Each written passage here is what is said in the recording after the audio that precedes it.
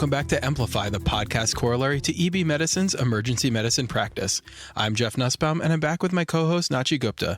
This month, we'll be talking updates and controversies in the early management of sepsis and septic shock. We have a special episode for you this month. We've brought Dr. Jeremy Rose, one of the peer reviewers and a sepsis expert, on with us to talk through the content this month. Thank you. Dr. Jeremy Rose here. Thanks again for having me on this conversation. I'm always happy to talk about this topic because it's clearly very important. There's a great deal of confusion around sepsis, and I hope that in the next couple of minutes we can clarify things in a way that will help your average frontline ED doc just trying to get it right. So Jeremy, before we get started, tell us a bit about your background and your interest in sepsis. I'm the Assistant Medical Director and Sepsis Chair at Mount Sinai Beth Israel in Manhattan. For those listening, my hospital probably looks a little bit like yours. We're busy, interesting, and just a little rough around the edges. We like it that way. More importantly, though, we mirror the national averages regarding sepsis. Roughly half of in-hospital mortality is associated with sepsis in some fashion. Pretty incredible when you think about it. Half. Sepsis chair. Clearly, this is an important topic if it warrants its own chair at a major hospital in New York City. But getting back to the article this month. This month's issue was authored by Fahim Gurgis, Laurent Page Black, and Elizabeth DeVos of the University of Florida Department of Emergency Medicine. And it was peer-reviewed by Michael Allison, Assistant Director of the Adult ICU at St. Agnes Hospital, and Jeremy Rose and Eric Steinberg at Mount Sinai Beth Israel. So we all know sepsis is bread and butter emergency medicine, but what really is sepsis? It seems that every month or so we have a new guideline, bundle, definition, or whatever you want to call it. I think it's best to start with the basics here. At its core, sepsis is a dysregulated response to infection that can be life-threatening. Right, and it's the combined inflammatory and immunosuppressive features of sepsis that lead to the devastating organ dysfunction and even death. Optimal management of septic patients has been a source of intense research stemming from the landmark study by Rivers in 2001. Jeremy, can you give us a little historical context there? Rivers. This was a true landmark study. Rivers found a 16% mortality reduction with randomization to an early aggressive care bundle. Absolutely incredible work. That being said, many components of that bundle have since been disregarded. For example, Rivers would measure CVP in all of his patients, something we rarely do routinely. Not to cut you off and steal your thunder there, but we'll get to the most recent updates in management shortly. Let's first talk definitions and terminology, and specifically diagnosis, which is definitely the big elephant in the room. As Jeff mentioned a few minutes ago, diagnostic criteria have undergone so many changes. Yes, they certainly have. 1991 marked the first standardized definition. Then, in 2001, Sepsis 2 was introduced. In 2014, the Society of Critical Care Medicine and European Society of Intensive Care Medicine started a task force, and by 2016, the updated definitions were out again. Sepsis 3. A lot of this came after the realization that SIRS was just too broad and was overly sensitive and not specific. Jeremy, why don't you take us through Sepsis 3? Okay, guys, here's the fundamental problem. As one of our CMOs likes to say, there is no troponin for sepsis. And if you look at our patients, we tend not to miss the hypotensive, tachycardic, febrile patient. We know they're sick. But how do we find the ones who don't look as sick? Frequently elderly, possibly with normal-ish vitals and no fever, those can be harder to spot. But they may indeed be septic. Also, for research purposes, we have to have a common definition. So Sepsis 3 came up with something called the SOFA score. The problem with the SOFA score is it is difficult to perform in the ED. It has parameters like bilirubin that often aren't available when we want to screen out our very sick patients. Fortunately, there is an abridged version, QSOFA, which identifies non-ICU patients who are at high risk for inpatient mortality. So here it is. And if you get only one thing from this podcast, this is it. There are only 3 criteria to QSOFA: respiratory rate greater than 22, altered mental status, and systolic blood pressure less than 100. That's it. If you have 2 of these criteria, you are up to 14 times more likely to die of sepsis during your hospital admission.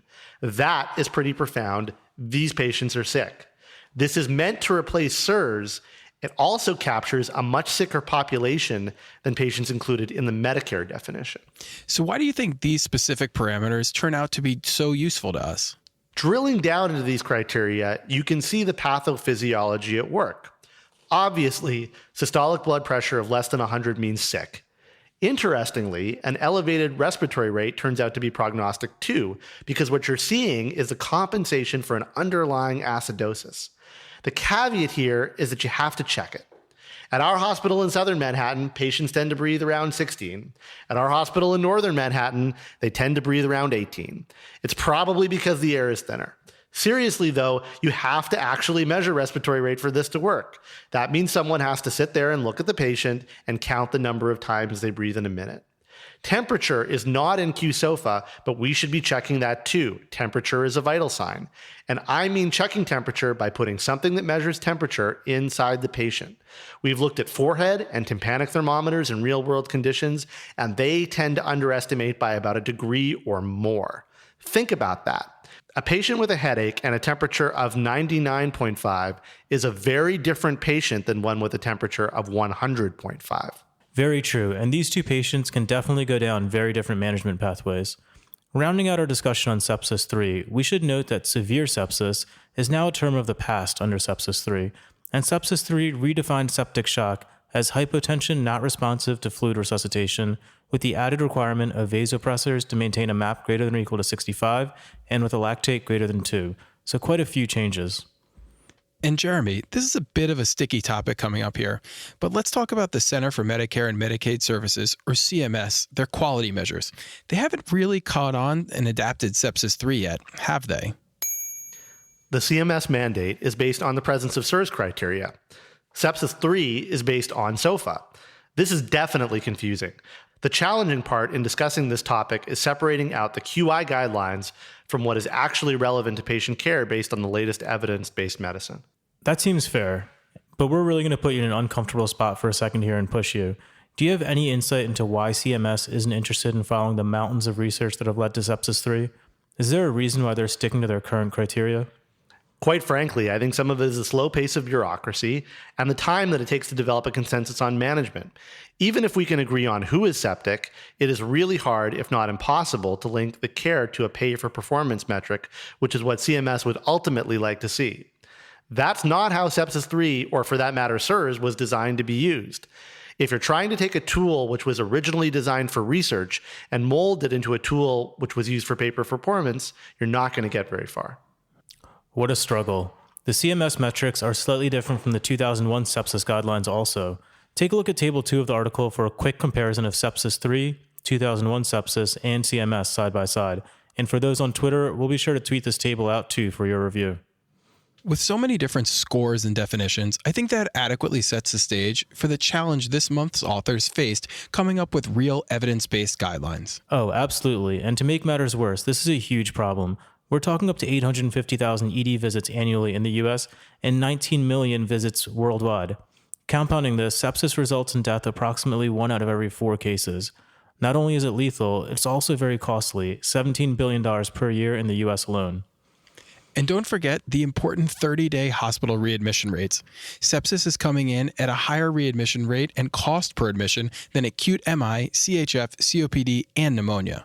Let's speak briefly on the etiology and pathophysiology of sepsis. We all know that sepsis is due to local infections that then become systemic. Previously, it was believed that the bacterial infection itself was the cause of the clinical syndrome of sepsis. However, we now know that the syndrome of sepsis is due to the inflammatory and immunosuppressive mediators that were triggered by the infection.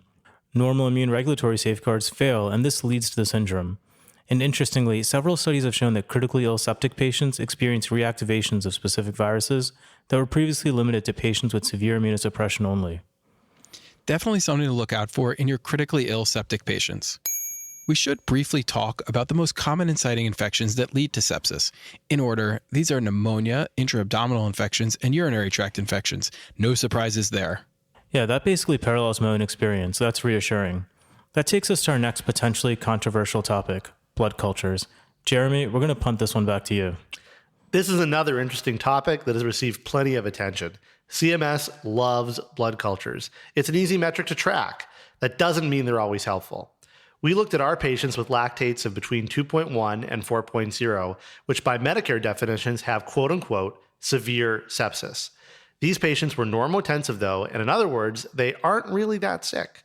We found blood cultures were useful in this population about 20% of the time. That's not bad.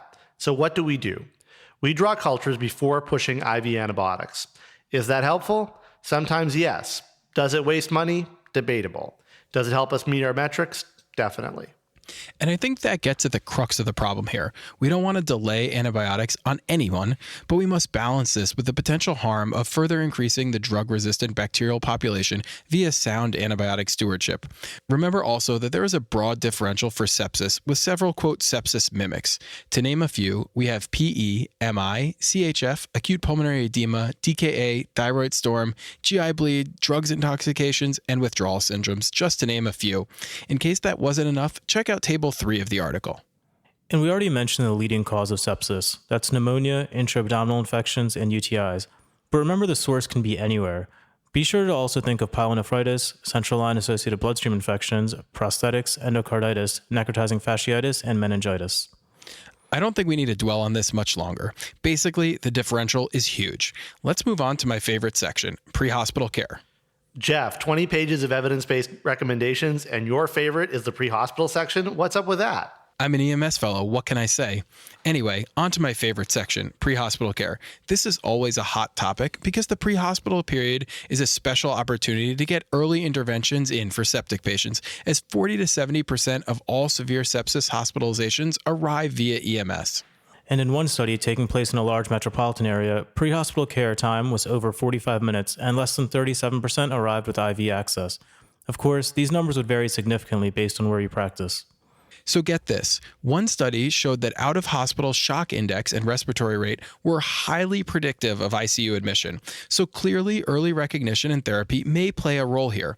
Another study, however, showed knowledge gaps by advanced EMS providers in diagnosis and management of sepsis. And yet another study showed that only 18 to 21% of confirmed septic patients were suspected of having sepsis by EMS. Out-of-hospital fluids were started in only half of patients with severe sepsis. In essence, there is likely a strong role here for pre-hospital protocols for identifying and treating sepsis. In terms of pre-hospital treatments, though, pre-hospital IV fluids haven't been shown to improve mortality, but they have been associated with shorter hospital stays. Pre-hospital sepsis protocols have been described, but in general, more research is still needed in this area. While pre-hospital care hasn't yet been shown to improve the prognosis of septic patients, those presenting via EMS do have shorter delays to initiation of antibiotics, IV fluids, and early care bundles. EMS should focus primarily on stabilizing vital signs and providing efficient transport. If it's possible to establish an IV and initiate fluids without delaying transport, EMS should do that as well. And of course, oxygen for the hypoxic patients. Moving on to history and physical for your presumed septic patient. Jeremy, what are the big hitting things here that you always ask and check for and make sure that your residents are doing? After ABCs and glucose, altered mental status is really important. It's in the QSOFA score. Unfortunately, this can be really hard in many of our septic patients where their baseline mental status is, shall we say, less than perfect. The other thing is to try and find the source. Finding the source lets you make wise choices about therapy. That's a great point about the mental status. So many of our older population have an altered baseline, but recognizing changes from that baseline is absolutely the key. Absolutely. And with that in mind, let's talk diagnostic studies, especially lactate. Where I trained, basically everybody's getting a lactate. Even tired-looking residents seem to be having their lactates checked. And trust me, they weren't looking that good. Brace yourself. Lactate is really important in septic patients. That being said, not every cause of elevated lactate is sepsis. There is this other animal called type B lactic acidosis, which can come from numerous sources like drugs. The most notable culprit in our world is albuterol. Just because you see elevated lactate doesn't mean you can assume that the patient is septic. That being said, we know that patients with sepsis do better when they clear their lactate. Seems like the evidence is definitely in favor of serolactate testing. For sure, at least until you have a reasonable trend towards improvement. We know lactate clearers do better. We've looked at our own lactate numbers.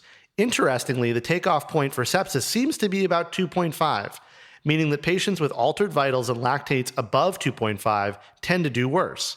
But there is a broad differential to elevated lactate, as we mentioned before. What is true, though, is that lactate is a marker for badness. If your patient's lactate is rising, yours should be rising too. I bet I'm a lactate clearer. I may add lactate clear to my CV. That just sounds impressive. But I digress. Next up, we have procalcitonin. Since procalcitonin becomes elevated in those with bacterial infections, Intuitively, this should be a valuable market to assess in potentially septic patients. Unfortunately, procalcitonin lacks negative predictive value, so most of the literature supports its use in diagnosing pulmonary infections and for antibiotic de-escalation. Good to know. I've seen it being used a lot more recently, and I'd wondered how evidence-based this actually was. Honestly, I don't see procalcitonin changing ED management at the moment.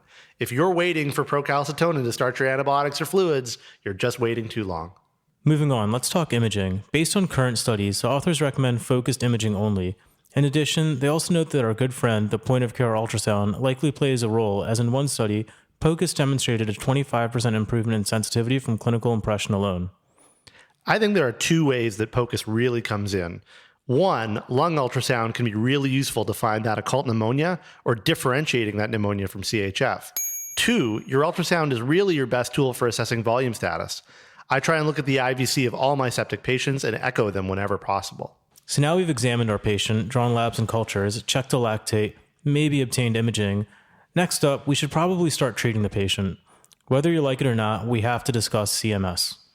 Just to clarify before we start, CMS defines quote-unquote severe sepsis as SIRS plus infection with a lactate of 2.1 to 4.0, and septic shock is SIRS plus infection with hypotension or a lactate greater than 4. That's where we're at. Good point. But back to treatment. Within the first 3 hours, for any patient with sepsis and septic shock, you must obtain a lactate, obtain 2 sets of blood cultures, administer antibiotics, and give an isotonic fluid challenge with 30 cc's per kg to patients with hypotension or a lactate greater than 4. Then, within the first 6 hours, you must apply vasopressors to achieve a MAP of at least 65, reassess their volume status and perfusion, and remeasure a lactate. This begs the question, are these recommendations evidence-based? Jeremy? I'm so glad you asked that. Let's start with fluids. Patients need adequate fluid resuscitation.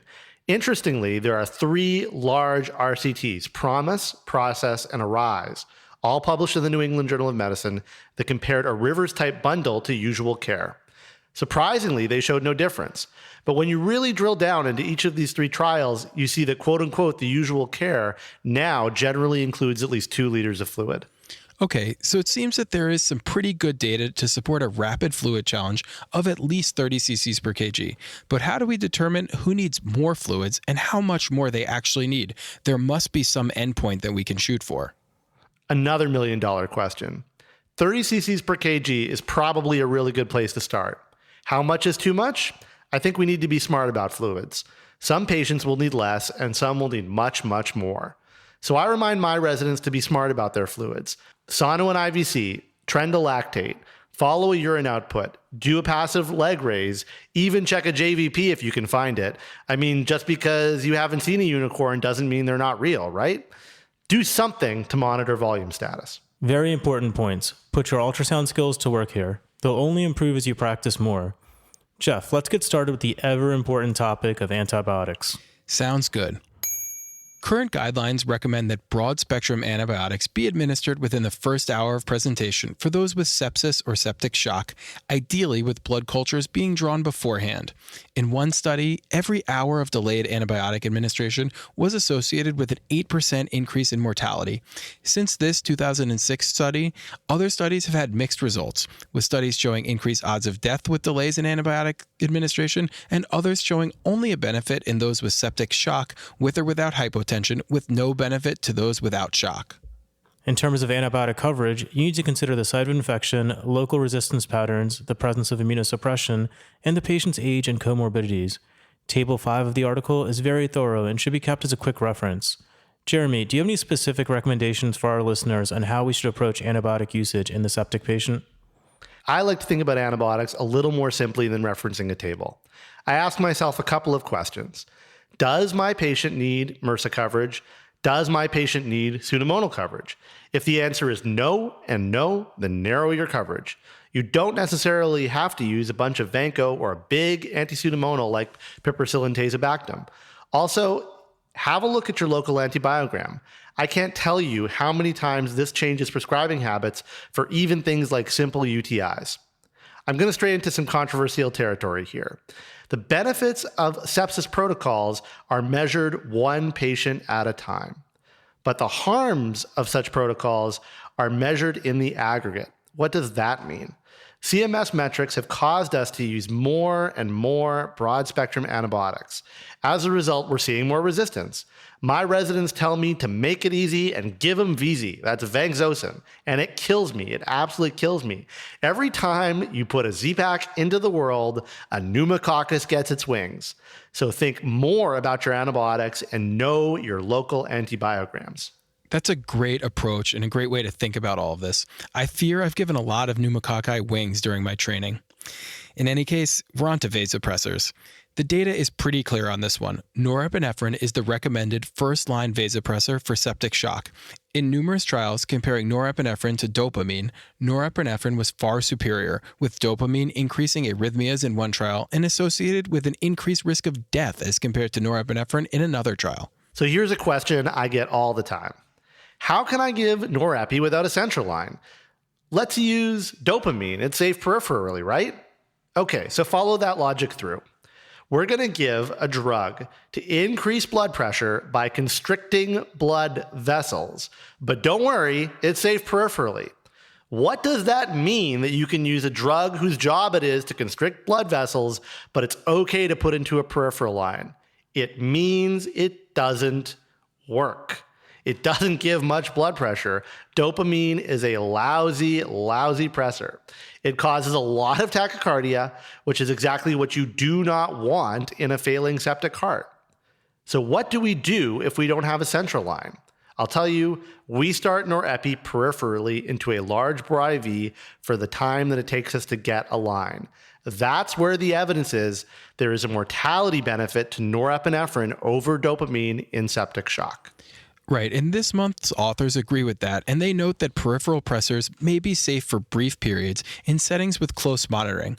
While this is commonplace in some hospitals, others haven't yet jumped on the bandwagon. I think it's important to mention that this is also becoming more and more commonplace even in the pre-hospital realm.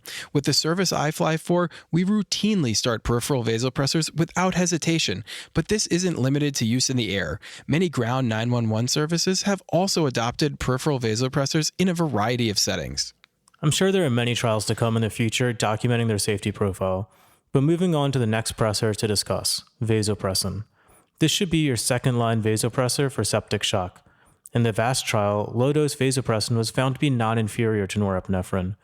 In other trials, vasopressin also appeared to show potential benefit in those with AKI and sepsis, although the subsequent VANISH trial, perhaps the best name for a clinical trial so far, failed to demonstrate a benefit to vasopressin titration with regard to renal outcomes in septic shock. Vasopressin has also been shown to reduce norepinephrine dosing when administered at a fixed dose of 0.03 to 0.04 units per minute. Next up, we have epinephrine. In one study, epinephrine and norepinephrine were equivalent in achieving MAP goals in ICU patients with shock. However, several of those receiving epinephrine developed marked tachycardia, lactic acidosis, or an increased insulin requirement. The increasing lactic acidosis could confound the trending of lactates, so in those requiring inotropy, in addition to some peripheral squeeze, the authors recommend adding dobutamine to norepinephrine instead of starting epinephrine. Although, keep in mind, this can lead to some hypotension, so remember to start it at low doses. Phenylephrine, a pure alpha-adrenergic agent, is next and should be considered neither first nor second line, but it may have a role as a push-dose agent while preparing other vasoactive agents. And lastly, we have angiotensin II. One recent 2017 study examining the role of angiotensin II in those with septic shock already on 0.2 micrograms per kilogram per minute of norepinephrine found that those receiving angiotensin II had significant improvements in MAPS as well as their cardiovascular SOFA score at 48 hours with no significant difference in mortality. Unfortunately, these benefits do not come without risk, as angiotensin II may increase the risk of arterial and venous thrombosis and potentially thromboembolism. Clearly, one study isn't enough to change practice, but it's certainly food for thought. So that wraps up vasopressors. Jeremy, we're on to corticosteroids, another hotly debated topic. When do you give steroids in sepsis? Steroids. This is an age-old question.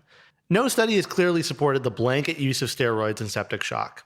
Several, like Corticus and Adrenal, showed no difference at all. I will use hydrocortisone for pressor refractory shock, meaning you've tried everything else, so you might as well throw in some steroids too. Also, I tend to avoid etomidate given the possibility of adrenal suppression, and that there are several other good induction agents, most notably ketamine, that don't have the question hanging over them around adrenal suppression.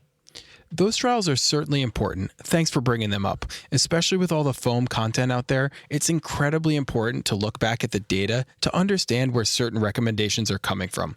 Anyway, one quick note on blood transfusions before we move on to our special populations. Although part of the original early goal-directed therapy, thanks to data from the TRIST trial, which showed no difference in outcomes with a transfusion goal of 7 versus 9, transfusions are reserved for those with a hemoglobin of less than 7. One population we should make sure to touch on is those patients with end-stage liver disease. In the ER, we tend to miss SBP a lot, mostly because these patients have lots of other reasons to be sick, and they already have elevated lactate because of their decreased lactate clearance. My practice is to give these patients a dose of ceftriaxone and send the diagnostic tap whenever they are sick and they have gross ascites. All right, Jeremy, let's talk controversies in sepsis. We're giving you all the big questions this month. Controversies are my favorite. We've already talked about fluids and how much to give. Just a reminder that a history of CHF does not preclude proper fluid resuscitation. I think broad-spectrum antibiotics for relatively well patients is a big controversy. Our national rates of antibiotic resistance are terrible, and yet we're using more and more antibiotics all the time. There are very few, if any, antibiotics coming down the pharma pipeline, and we're going to have to face the music eventually. Finally, we need national metrics that mirror clinical evidence. Protocols should be a tool and not a crutch. You know what's best for the patient in front of you, so don't let metrics or protocols make you do things that are not in your patient's best interest. So how do you escape the hospital protocols and CMS and do what's best for your patient without getting in trouble? Here's how I deal with this one. I'm the one who reads and QIs all of our sepsis charts every single month. And I tell my colleagues this: do what's right, and if you need to deviate from the protocol, just tell me why. As long as you can explain your decision, I'll support it. Explaining your thinking is good clinical practice, and it's good medical legal practice. CMS has been unable to link these metrics to payment simply because there is no hospital that can meet them with any regularity. It's important that we advocate for our patients, or absolutely nothing will change. Make them respect you for the highly educated professional that you are, and your patients will benefit. Well said. And before we close out with disposition, there are a few new therapies and trials on the horizon to keep a lookout for. The RACE trial examined the role of L-carnitine. The Victus trial is looking at vitamin C, thiamine, and steroids in sepsis. And the CLOVERS trial is looking at early vasopressors versus a crystalloid liberal strategy. And lastly, IL-7 is also being investigated. All really cool stuff that could change how we manage sepsis in the future. A few quick notes on disposition before we close this episode out. Certainly not all patients meeting SIRS require admission, but many do. Those with a Q-SOFA of 2 or higher represent a sick population, and an ICU admission should be considered. Even those with a Q-SOFA of 1 but a lactate over 2, they have a mortality that approaches those of patients with a Q-SOFA of 2. Be careful just sending a patient who's on the fence to the floor, because several studies have demonstrated that patients who are later upgraded have worse outcomes. That's in line with the general themes we've laid out today. Definitely better to start early with aggressive care rather than play catch-up later. Jeremy, in 30 seconds or less, what are the most salient points in the management of sepsis that you would like our listeners to take home with them from this episode? Here are my takeaways. Number 1, Q-SOFA. Respiratory rate greater than 22, altered mental status, systolic blood pressure less than 100. Number 2, norepinephrine, not dopamine. It does not work. Number 3, be smart about fluids. Number 4, be smarter about antibiotic use and know your antibiogram. And number 5, you are the best advocate for your patient despite what anyone else says. All great points. So that wraps up the October 2018 episode of Emplify. A big thanks to Dr. Jeremy Rose for joining us this month. Thank you guys for having me. It was great talking to you. And for our listeners, additional materials are available on our website for emergency medicine practice subscribers. If you're not a subscriber, consider joining today. You can find out more at ebmedicine.net/subscribe. Subscribers get in-depth articles on hundreds of emergency medicine topics, concise summaries of the articles, calculators and risk scores, and CME credits. You'll also get enhanced access to the podcast, including the images and tables mentioned. You can find everything you need to know at ebmedicine.net/subscribe. And the address for this month's credit is ebmedicine.net/E1018. So head over there to get your CME credit right away. As always, the you heard throughout the episode corresponds to the answers to the CME questions. Lastly, be sure to find us on iTunes and rate us or leave comments there. You can also email us directly at Emplify@ebmedicine.net with any comments or suggestions. Talk to you all next month.